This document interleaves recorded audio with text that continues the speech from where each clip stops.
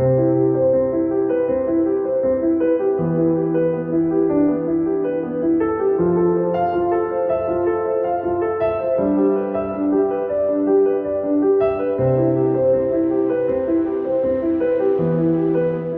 ابھی تھوڑی دیر پہلے اسپتال سے ڈیوٹی کے بعد واپس آئی تھی کہ ردا نے آ کر اسے دادی کا پیغام دیا۔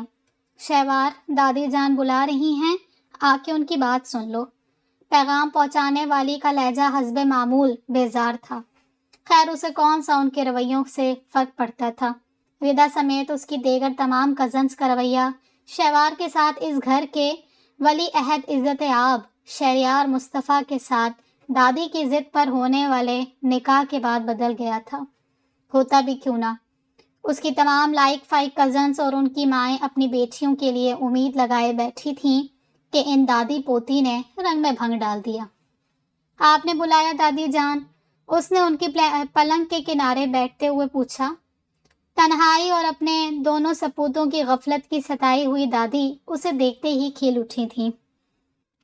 شہوار کے والدین اس کے بچپن میں ہی ٹریفک حادثے کا شکار ہو کر زندگی کی بازی ہار گئے تھے۔ اس کے بعد دادی نے اسے اپنی شفقت بھری آغوش میں لے لیا تھا اور تب سے اب تک ہر ممکن اس کی حفاظت کی تھی۔ ہاں بچے، شہریار اس مہینے کی 10 تاریخ کو واپس آ رہا ہے۔ میں سوچ رہی ہوں تمہاری پھپھی کو رخصتی کے لیے ہاں کہہ دوں۔ پچھلے سال سے اصرار کر رہی ہیں وہ، اب تو تیری ڈاکٹرنی بھی مکمل ہو گئی ہے۔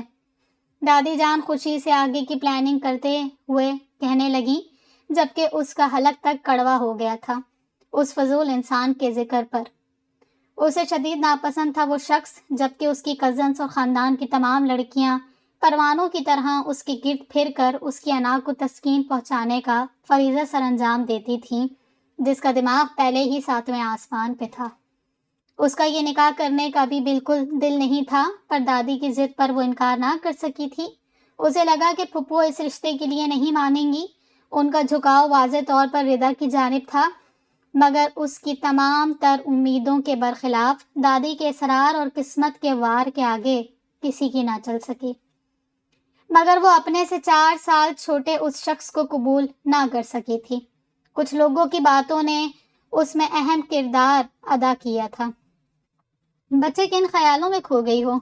دادی جان کے پکارنے پر اس کے خیالات کی ڈور ٹوٹی تھی۔ اس نے چپ کر کے تھوڑی دیر ان کا پر امید چہرہ دیکھا اور گہری سانس بھری۔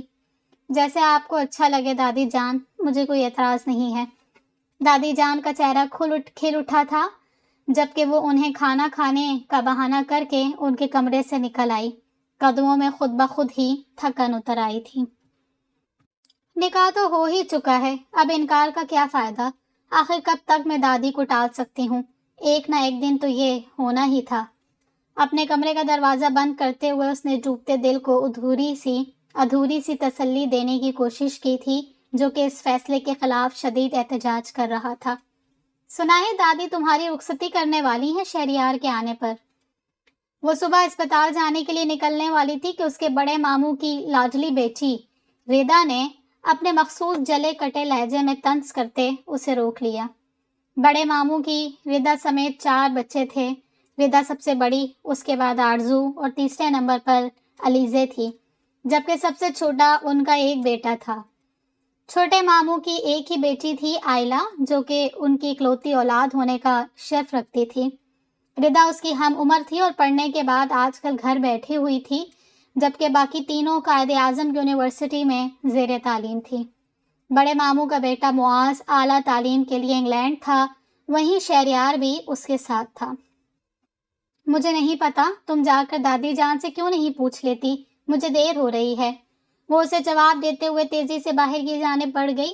ویسے بھی اس کے پاس ردا کی فضولیات کا کوئی جواب نہ تھا، اور اس کے پاس ان کی طرح سفر کرنے کے لیے کوئی گاڑی وغیرہ بھی نہ تھی، اس لیے اسے بس پر بیٹھنا تھا، جس کے نکلنے میں تھوڑی ہی دیر تھی۔ ساری سوچوں کو جھٹکتے ہوئے اس نے اپنی رسٹ واچ پر نظر دوڑائی اور ٹائم دیکھ کر اس کے قدموں میں خود بخود ہی تیزی آ گئی تھی۔ بس نکلنے میں 20 منٹ تھے۔ جہاز پرواز کے لیے تیار تھا اور اس کے دھیان کے دھاگے خود بخود اس دشمن جاں کی جانب مڑ گئے تھے جو نہ جانے کب سے اپنی تمام تر بے رخی و بیزاری کے باوجود اس کے دل میں گھر کر چکی تھی۔ 9 عمری میں ہی اس کا دل اپنی اس نک چڑی اور دنیا سے بیزار ماموزاد کے خواب بننے لگا تھا، اور جب دادی نے ان کے نکاح کی بات کی تو اس کے تو دل کی مراد بر آئی تھی۔ امی اس نکاح کے لیے راضی نہ تھیں، وہ ردا کو بہو بنانا چاہتی تھیں، پر اس کے اصرار پہ وہ ہار مان گئی تھی۔ آج 5 سال بعد تعلیم مکمل کرنے کے بعد وہ اس اجنبی دیس کی ہواؤں کو چھوڑ کر اپنے ملک کی جانب رواں دواں تھا، جہاں اس دشمن جاں کے ساتھ ساتھ اس کے اپنے بستے تھے۔ نکاح کے بعد وہ آج اتنے عرصے بعد وہ اس کا سامنا کرنے والا تھا۔ ردا کے مطابق وہ ڈاکٹر بن چکی تھی۔ اس کا اپنی سب کزن سے رابطہ تھا سوائے اس ایک کے جس سے رابطہ ہونا چاہیے تھا۔ فلائٹ لینڈ کر چکی تھی۔ اس نے ایئرپورٹ سے باہر نکلتے ہوئے نظر دوڑائی تو امی ابو سمیت بڑے ماموں اور چھوٹے ماموں کی 4 بیٹیاں موجود تھیں۔ بس جس ماموں کی بیٹی کی دید کا سب سے زیادہ اشتیاق تھا وہ غائب تھی۔ اس نے ٹھنڈی آہ بھری اور اپنوں سے ملنے کے لیے ان کی جانب بڑھا۔ وہ گیٹ کے اندر داخل ہوئی ہی تھی کہ اندر سے آنے والی چہکاروں اور کہکہوں کی آواز سے اسے پہلے ہی پتہ چل گیا تھا کہ اندر موجود کون ہے۔ گہری سانس بھرتے ہوئے اس نے اندر کی جانب قدم بڑھائے۔ سب سے پہلی نظر ہی اس شخص کے چہرے پر پڑی تھی جو کہ دادی جان اور پھپھو کے ساتھ صوفے پہ بیٹھا تھا۔ کیسی ہیں شہوار؟ اسے دیکھ کر وہ مخاطب ہوا۔ نظریں ہیروں کی طرح جگمگ کرتی ہوئی اس کے چہرے سے ہٹنے کا نام ہی نہ لے رہی تھیں۔ ردا اور دیگر تمام کزنز کی مسکراہٹیں اسے دیکھ کر پھیکی پڑی تھیں، جبکہ وہ اس کی بے باک نظروں پر دل ہی دل میں کوفت کا شکار ہوئی تھی۔ اللہ کا شکر ہے دادی، میں فریش ہو لوں؟ بامشکل جواب دے کر اس نے جان چھڑانے کے لیے پر تولے۔ ہاں بچے، کوئی بات نہیں، فریش ہو کر آ جاؤ، ملازمہ ویسے بھی کھانا لگانے والی ہے۔ دادی نے بول کر اس کی مشکل آسان کر دی تھی، جبکہ وہ فوراً اندر کی جانب بڑھی اور راہداری کا مڑنے تک اسے اس شخص کی پرتپش نظریں اپنی پشت پر محسوس ہوتی رہی تھیں۔ اس کے غائب ہونے پہ وہ چونکا۔ اس ایک پل کی ملاقات نے دید کی پیاس مزید بڑھا دی تھی، جبکہ اس کے برعکس دشمن جان کے تیور خطرناک تھے۔ مطلب ابھی تک وہ اس رشتے کو دل سے قبول نہ کر سکی تھی، جبکہ اس کا دل پھر بھی پر امید تھا کہ اس کی محبت کی تپش اس کا دل پگھلا ہی دے گی۔ ملازمہ کے بلانے پر جب وہ ڈائننگ ٹیبل پر پہنچی تو سب بیٹھ چکے تھے۔ ردا اس شخص کے ساتھ والی کرسی پہ بیٹھی تھی۔ اس کے آنے پر اس نے نظروں ہی نظروں میں اسے کچھ جتانے کی کوشش کی تھی، خیر اسے جیسے کوئی فرق پڑتا ہی نہیں تھا۔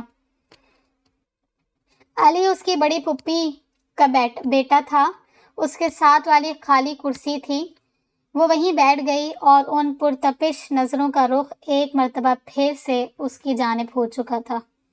اف، وہ دل ہی دل میں شدید جھنجھلاہٹ کا شکار ہوئی۔ شدید غصے سے اس کی جانب اپنی گھور سیاہ نظریں اٹھائے ہوئے وہ بے دلی سے بولی، ٹھرکی، جبکہ وہ اس کے لبوں کی حرکت محسوس کر کے مسکرا اٹھا تھا۔ ان آنکھوں کے سیاہ سمندر میں اس کا پہلے سے ڈوبتا دل مزید ڈوب گیا تھا اور وہ جان چکا تھا کہ اس سیاہی کی قید سے رہائی اب خواب ہی ہے۔ شہوار، بچے آج گھر ہی رک جاؤ، تمہاری پھپھو آج رخصتی کی تاریخ لینے آ رہی ہیں۔ وہ ناشتہ کر کے فارغ ہوئی ہی تھی کہ دادی نے اسے اپنے کمرے میں بلا کر بتایا، جی اچھا، قسمت کا لکھا کون ٹال سکتا ہے، آج نہیں تو کل یہ ہونا ہی تھا۔ حالات کے دھارے پہ خود کو چھوڑتے ہوئے اس نے اپنی زندگی کا تماشا دیکھنے کا فیصلہ کر لیا تھا۔ ہائے رے مجبوری، شاید جن کے ماں باپ نہیں ہوتے ہیں ان کو ایسے ہی دوسروں کے فیصلے قبول کرنے پڑتے ہیں۔ اپنی بے بسی پہ وہ خود ہی ہنس دی۔ وہ سب لاؤنج میں موجود تھے۔ آج پھپھو رخصتی کی تاریخ لینے آئی تھیں۔ وہ دل پر پتھر رکھ کر خوبصورت سے نقش و نگار والی انگوری جوڑے میں ملبوس صوفے پہ پھپھو اور دادی کے ساتھ سر جھکائے بیٹھی تھی، جبکہ اس کی دوسری جانب وہ شخص بیٹھا تھا جو کہ اس کی ناخوشی سے بخوبی آگاہ تھا اور وقفاً اس کے اس رنگ میں سپاٹ مگر جگمگاتے دل فریب چہرے پہ نگاہ ڈال رہا تھا۔ اس کے دل نے اپنی خوشی کے لیے اس کی ناخوشی کو نظر انداز کرنا ہی بہتر سمجھا تھا۔ اس کے دل کے بقول وہ اس کی بے پناہ محبت پا کر جلد اپنی ناخوشی بھول جائے گی۔ یہ بھی دل کے بہلانے کو غالب کا گمان اس نے خیال کو سراج سے جھٹکا تھا۔ 1 ماہ بعد رخصتی کی تاریخ طے ہو چکی تھی اور اس ہنسی خوشی کے درمیان ردا نے حسرت بھری نظروں سے اس کی جانب دیکھا تھا۔ وہ ایک ایسے خواب کی مانند تھا جو دسترس سے باہر تھا، اور 1 ماہ بعد تو جو بچی کچی آس تھی وہ بھی ختم ہو جانی تھی۔ اس نے ٹھنڈی آہ بھرتے ہوئے شہریار کے مسکراتے چہرے سے نظریں ہٹا لی تھیں اور دوسری لڑکیوں کی جانب بڑھتے ہوئے اپنے دل کو بھول جانے کی کوشش کی تھی۔ جب انسان چاہتا ہے وقت رک جائے، لمحے طویل ہو جائیں، اس کا ناپسندیدہ وقت نہ آئے، تو وقت اس کی خواہشات کے برعکس پر لگا کر اڑ جاتا ہے۔ آج رخصتی کا دن تھا اور وہ اپنی بے چینی چھپائے روایتی سفید شیروانی میں ملبوس اسٹیج پر بیٹھا شہوار کے آنے کا انتظار کر رہا تھا۔ دیگر تمام کزنز ہنسی مذاق میں مشغول تھیں۔ ردا بھی اپنے ڈوبتے دل کو سنبھالنے وہاں موجود تھی۔ جو آپ کے دل کی اولین خواہش ہو اسے کسی اور کا ہوتے دیکھنا دل کہاں گوارا کرتا ہے۔ دادی اور پھپھو اس کے ساتھ والے صوفے پر موجود تھی۔ تبھی شہوار کے آنے کا اعلان ہوا۔ میرون رنگ کے مغلیہ طرز پر بنے لہنگے اور قدیم طرز کے زیورات میں وہ کسی دیومالائی داستان کا حصہ لگ رہی تھی۔ وہ اس کے خیرہ کرتے حسن کو دیکھ کر بے اختیار اسے سہارا دینے کو آگے بڑھا تھا، جبکہ ارد گرد موجود کزنز کے شور مچانے پہ وہ کچھ جھیپ سا گیا تھا۔ وہ اس کے ہاتھ کا سہارا لے کر اسٹیج پر چڑھی، حالانکہ دل چاہ رہا تھا کہ اس کا ہاتھ زور سے جھٹک دے۔ فضول انسان۔ دادی جان بار بار اپنی آنکھوں میں خوشی سے آئی نمی صاف کر رہی تھیں۔ آج ان کا دیرینہ خواب پورا ہوا تھا۔ اپنی اس پوتی کو محفوظ ہاتھوں میں سونپ کر وہ چین سے مر سکتی تھی۔ پھپھو نے بھی اسے اپنے اکلوتے بیٹے کی خوشی کے لیے قبول کر لیا تھا۔ انہیں ویسے بھی اس سے کوئی پرخاش نہ تھی، وہ تو ویسے ہی ان کا جھکاؤ ردا کی جانب تھا۔ رخصتی ہو چکی اور اسے شہریار کے کمرے میں پہنچا دیا گیا تھا۔ وہ کمرے میں اکیلی تھی اور باہر سے ہنسی مذاق شور شرابے کی آوازیں آ رہی تھیں۔ اس نے ڈوبتے دل کو سنبھالتے ہوئے ارد گرد کا جائزہ لیا۔ وہ پہلی مرتبہ اس کا کمرہ دیکھ رہی تھی، جو کہ اس کے خوش ذوقی اور نفاست کا منہ بولتا ثبوت تھا۔ اس کے سر میں شدید درد ہو رہا تھا اور آج پہلی دفعہ اسے مائیگرین کا درد بے وقت ہونے پہ خوشی محسوس ہوئی۔ یہاں بیٹھ کے وہ اس بے باک کا انتظار کرنے والی تو نہ تھی، اسی لیے اپنے ٹھنڈے ہوتے ہاتھ پیر اور درد سے پھٹتے سر کو ہاتھوں میں تھامتے ہوئے اس نے بیڈ سے اٹھنے کی کوشش کی، جبکہ دروازہ کھول کر اندر آتے ہوئے وہ چونکا۔ وہ فوراً اس کی جانب بڑھ کر اسے سہارا دینے لگا۔ شہوار، کیا ہوا آپ کو؟ آپ کی طبیعت تو ٹھیک ہے؟ آواز میں گھبراہٹ و فکر مندی واضح تھی۔ میرا سر شدید درد کر رہا ہے، شدید تکلیف سے کراہ کر بولتے ہوئے اس کی آنکھوں سے گرم سیال بھی بہنے لگا۔ درد ہی ہر لمحے کے ساتھ شدت اختیار کرتا جا رہا تھا۔ اتنے دنوں کی ٹینشن رنگ لائی تھی۔ درد کی شدت کے پیش نظر وہ بھول گئی تھی کہ اسے سہارا دینے والا وہ فضول انسان ہے جس کا وہ لمس تو دور قرب بھی برداشت نہ کر سکتی تھی۔ اچھا روئیں تو مت، آپ کی دوائی کہاں ہے؟ زیادہ درد ہو رہا ہے؟ وہ اس کے مسلسل بہتے ہوئے آنسو صاف کرتے ہوئے گھبرا کر بولا۔ وہ جانتا تھا کہ اسے مائیگرین کا درد ہوتا تھا اور بہت شدید نوعیت کا تھا۔ یہ بھی کوئی پوچھنے والا سوال ہے؟ فضول انسان، درد ہو رہا ہے تو رو رہی ہوں، خود بخود آنسو آ رہے ہیں۔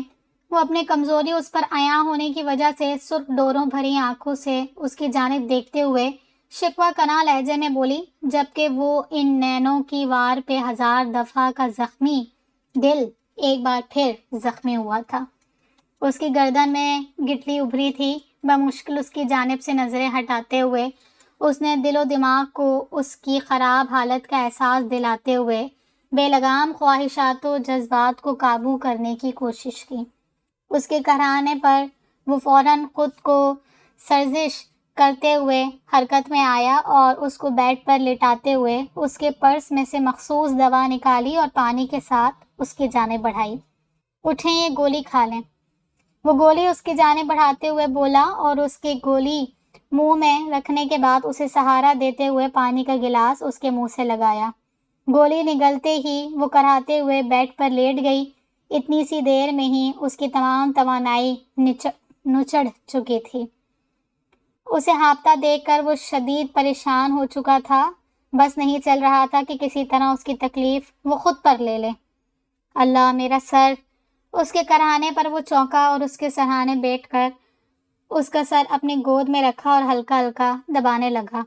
سر پہ مضبوط مردانہ انگلیوں کا نرم سا لمس محسوس کر کے وہ چوکی پر احتجاج کی ہمت خود میں ناپید پا کر اس نے خاموشی سے آنکھیں موند لیں۔ ویسے بھی اس کے ہاتھوں کے نرم گرم لمس سے اسے سکون مل رہا تھا۔ ولیمے کے بعد سے ہی ان دونوں کے لیے خاندان بھر سے دعوتوں کا سلسلہ شروع ہو گیا تھا، اسی لیے انہیں روز کہیں نہ کہیں جانا پڑتا تھا۔ مسز شہریار، تم اپنی اور میری پیکنگ کر لو، ہم کل ہنی مون کے لیے شمالی علاقہ جات کی طرف جا رہے ہیں۔ پہلے مری جائیں گے۔ وہ ڈریسنگ ٹیبل کے سامنے بیٹھی اپنے خوبصورت لمبے بال سنگھار رہی تھی کہ اس کے شوشے پہ چونکی اور حیرت سے اس کی طرف دیکھا، جو سنجیدہ چہرے سے خوب روب بھری آواز میں اس پر شوہرانہ روب جمانے کی ناکام کوشش کر رہا تھا، مگر شرارت سے جگر جگر کرتی آنکھیں اس کا پول کھول رہی تھیں جو کہ اس کے بالوں میں الجھی تھیں۔ دانت پیستی ہوئی وہ اٹھی اور اس پہ پل بڑی، اور وہ جو اسی انتظار میں تھا فوراً اسے اپنے مضبوط بازوؤں کے حصار میں قید کیا اور ہنستے ہوئے سینے پہ پڑنے والے اس کے نازک مکوں کی تشدد کو سہنے لگا۔ یہ تمہیں کیا ہوتا ہے ہاں؟ میں پورے 4 سال بڑی ہوں تم سے۔ ہاتھوں کی شدت کے ساتھ ساتھ اسے یہ بھی باور کروایا گیا تھا، جبکہ مقابل کے تیور اس کی کھلی خوشبودار زلفوں کے اپنے چہرے پہ گرنے پہ فوراً بدلے تھے۔ انداز سنجیدہ اور آنکھوں میں خمار بھر چکا تھا۔ وہ اپنی جھونک میں اس پہ غصہ کرتے ہوئے اس کی خاموشی محسوس کرتے ہوئے چونکی تھی۔ دماغ نے فوراً خطرے کی بتی جلائی۔ دل ہی دل میں گھبراتے ہوئے اس نے اس کی نظروں کی طرف نظر اٹھائی تو اس کے چہرے کے تاثرات دیکھ کر اس نے فوراً اس کا حصار توڑنے کی کوشش کی، جو کہ وہ بخوبی ناکام بنا چکا تھا۔ ہاں تو مسز شہریار، آپ مجھ سے بڑی ہیں ہاں؟ خمار بھری آواز میں پوچھے گئے اس کے سوال پہ اس کے حواس مزید اڑے تھے۔ کمینہ اب مزید قریب ہوتے اس کے بالوں کی خود میں اتارنے کی کوشش کرتے ہوئے لمبی لمبی سانسیں بھر رہا تھا۔ اس کی بے باک حرکتوں پہ اس کے پورے جسم میں سنسنی دوڑ گئی اور چہرہ شدید تپنے لگا۔ چھوڑو مجھے گھٹیا انسان، خود سے بڑی لڑکیوں کو اتنے گندے طریقے سے دیکھتے ہوئے تمہیں شرم آنی چاہیے۔ گھبراہٹ کے مارے جو کچھ اس کے منہ میں آیا تھا وہ اول فول بولتی گئی، جبکہ اپنی بیگم کی لنگ ترانیاں سن کے اس کے بالوں میں چہرہ چھپائے اس گھٹیا انسان کا سارا خمار بھگ سے اڑا تھا۔ فوراً اپنا چہرہ اس کے بالوں سے نکالتے اس کے چہرے کی طرف دیکھا، جس کا چہرہ شدید سرخ تھا، جیسے ابھی خون چھلکائے گا۔ واہ محترمہ، آپ کو یاد ہو تو تمام گواہان کی موجودگی میں مجھ گھٹیا انسان کو ان تمام حرکتوں کا پرمٹ مل چکا ہے۔ وہ اس کے چہرے کے تاثرات دیکھ کر بے اختیار ہنسا تھا، جو کہ ہر وقت دور سے اس پہ بڑے ہونے کا رعب جماتی تھی اور پاس آتے ہی اس کی ساری تراری ہوا ہو جاتی تھی۔ اس کے مظلوم چہرے پہ ترس کھاتے ہوئے اس نے اسے چھوڑ دیا تھا، جو فوراً پیچھے ہٹی اور ڈریسنگ روم میں جا کر پناہ لی، ساتھ ہی کانپتے ہاتھوں سے کنڈی بھی لگائی کہ وہ پیچھے ہی نہ آ رہا ہو۔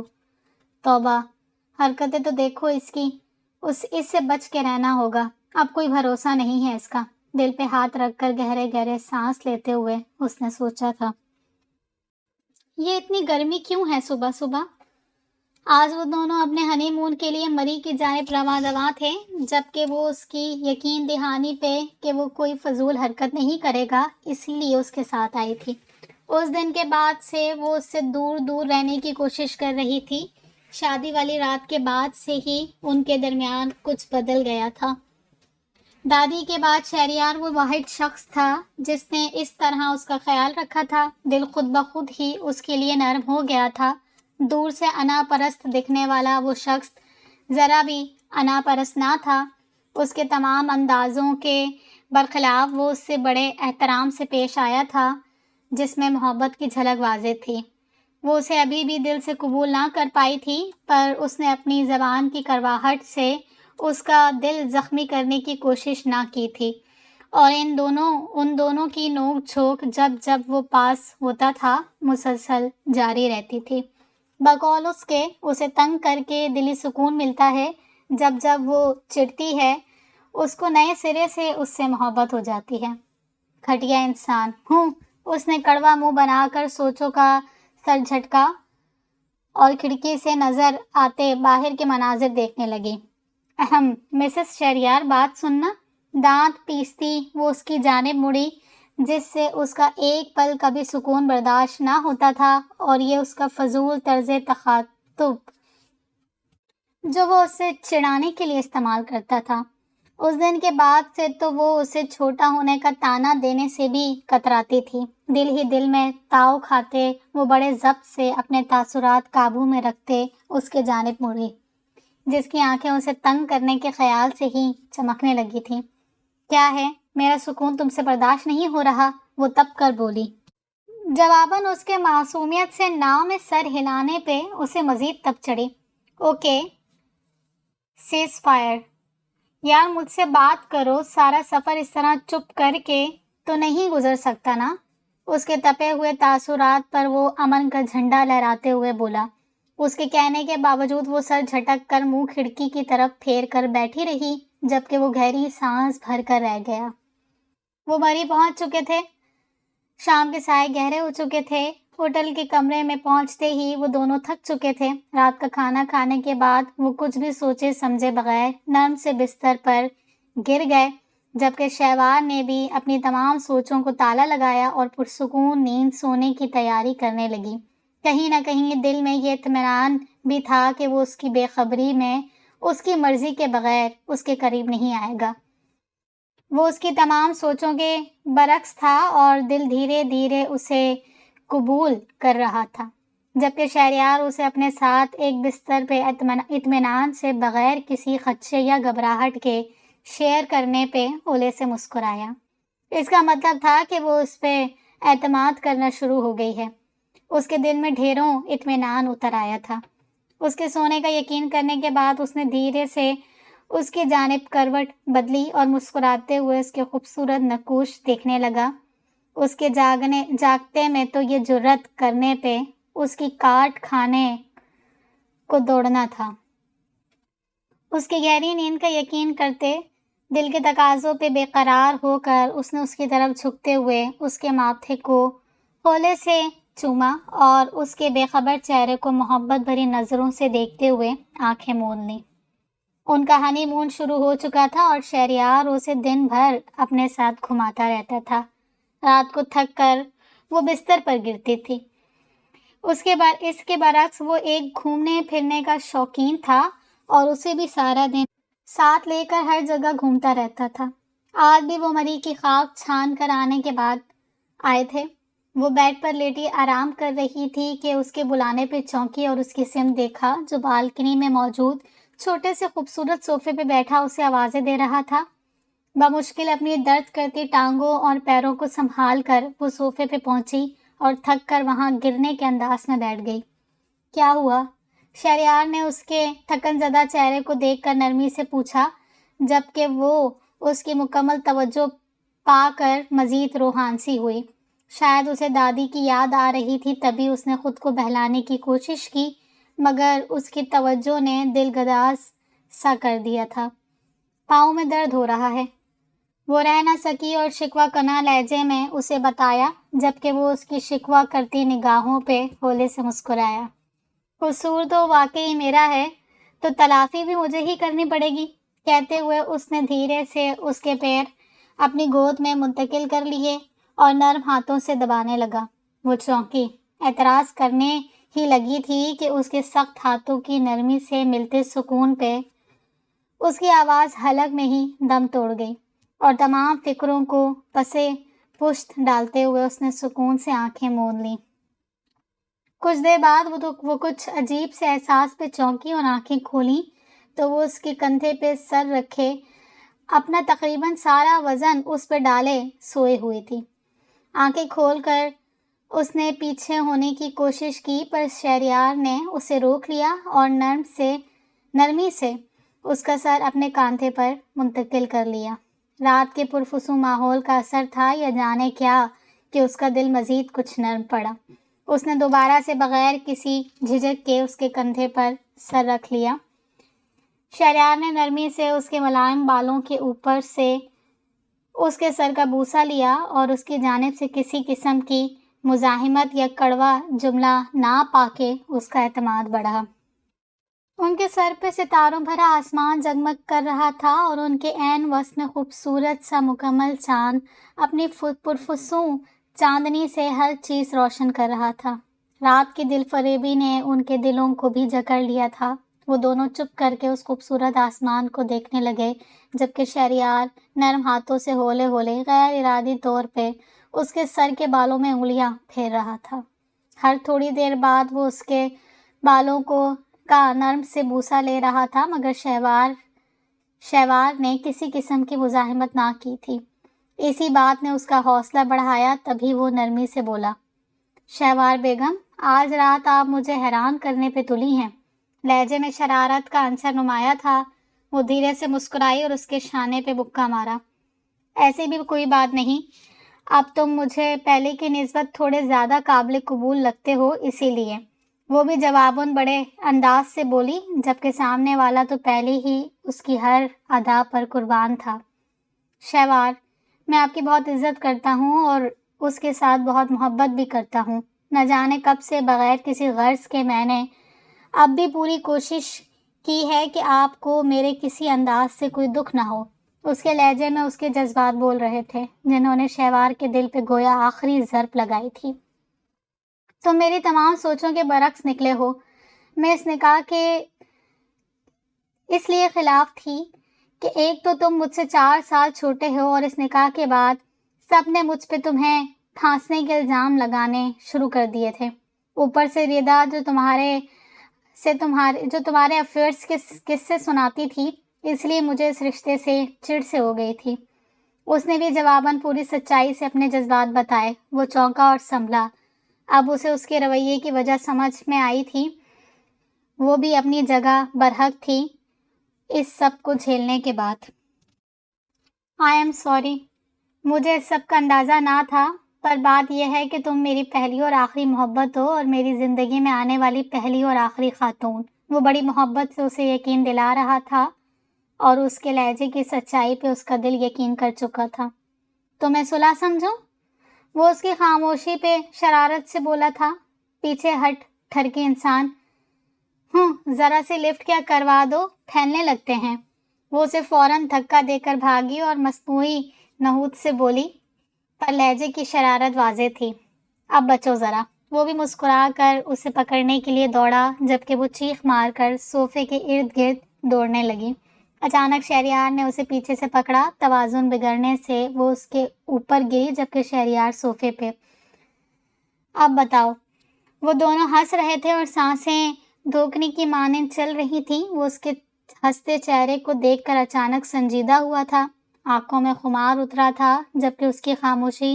شہوار نے اس کی جانب دیکھا تو اس کی آنکھوں میں دیکھ کر اس کی سانسیں حلق میں ہی اٹک گئیں۔ اس کی نظروں کا پیام واضح تھا کہ وہ کیا چاہتا ہے۔ وہ چاہتے ہوئے بھی نظریں اس کی نظروں سے نہ اٹھا سکی، جبکہ وہ اس کی خاموشی پہ شے پاتے ہوئے نرمی سے اس کے چہرے کو تھام کر اس کے لبوں پر جھک کر اپنے جذبات اس میں منتقل کرنے لگا۔ بالآخر اس کی آزمائش کا سفر ختم ہوا تھا۔